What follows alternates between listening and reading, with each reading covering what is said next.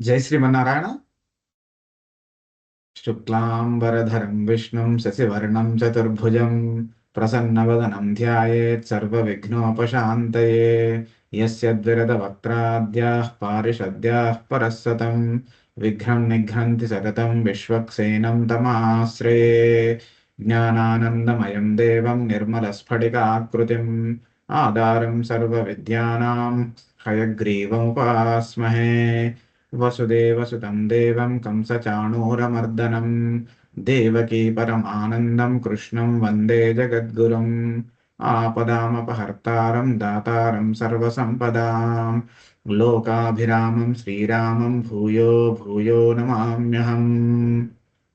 వ్యాసం వసిష్ఠనప్తారం శక్తేః పౌత్రమకల్మషం పరాశరాత్మజం వందే సుఖతాతం తపోనిధిం.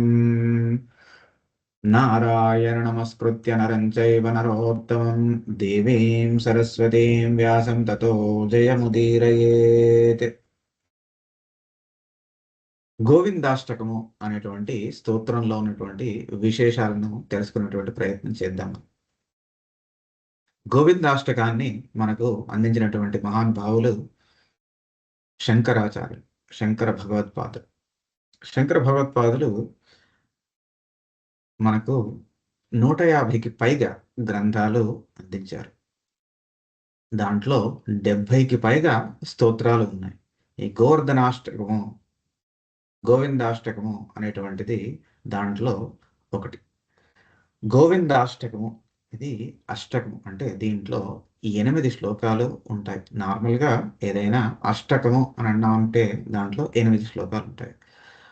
కొన్ని అష్టకాల్లో ఒక శ్లోకము 9వ శ్లోకం కూడా కలిపి ఉంటుంది. దాంట్లో భాగంగా ఏం చెప్తారు అంటే అదొక ఫలశ్రుతియో అలాంటిది ఆ 9వ శ్లోకంలో ఉంటుంది. ఇది అష్టకం కావడం చేత దీంట్లో 8 శ్లోకాలు ఉంటాయి అని మనం అర్థం చేసుకోవాలి. ఇక్కడ గోవిందాష్టకము అంటే గోవింద అనేటువంటి శబ్దానికి ఉన్నటువంటి విశేషాన్ని మొట్టమొదట మనం తెలుసుకుందాం. గోవింద అంటే ఏమి? రైట్, గోవింద అంటే ఏమి?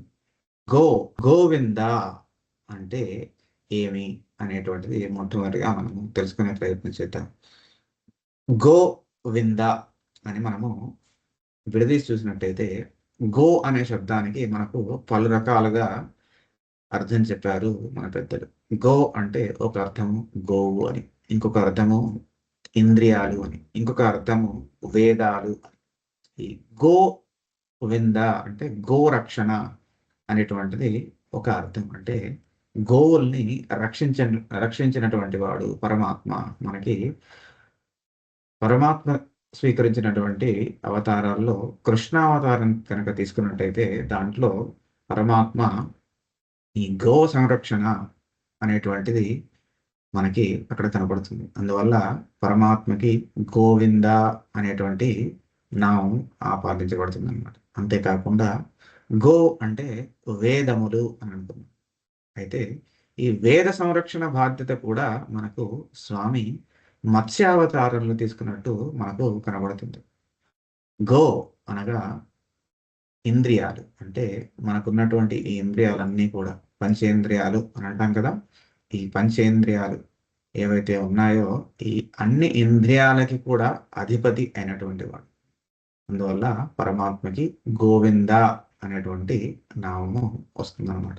అయితే అటువంటి గోవింద అనేటువంటి నామంతో ఈ స్తోత్రానికి పేరు పెట్టారు మన శంకర భగవత్పాదులు. అయితే ఈ గోవింద అనే నామంతో పెట్టేసి గోవిందం పరమానందం, ప్రణమత గోవిందం పరమానందం అనేటువంటి మకుటాన్ని ఉపయోగించి ఈ స్తోత్రం అంతా కూడా చెప్పడం జరిగింది. సత్యం జ్ఞానమనంతం నిత్యమనాకాశం పరమాకాశం గోష్ఠ ప్రాంగణ రింఖనలోలమనాయాసం పరమాయాసం మాయాకల్పిత నానాకారమనాకారం భువనాకారం క్ష్మామానాధమనాదం ప్రణమత గోవిందం పరమానందం.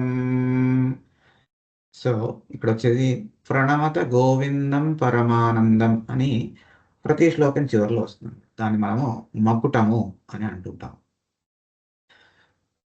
అయితే ఈ గోవిందాష్టకము అనేటువంటి దాంట్లో పరమాత్మ యొక్క కృష్ణ లీలలు అన్నిటినీ అంతరంగా వివరిస్తూ దానికి బాహ్యంగా పరమాత్మ యొక్క గుణాలన్నింటినీ కూడా జోడించి మనకి శంకరాచార్యుల వారు ఈ స్తోత్రాన్ని అద్భుతమైనటువంటి ఈ స్తోత్రాన్ని మనకు అందించారు.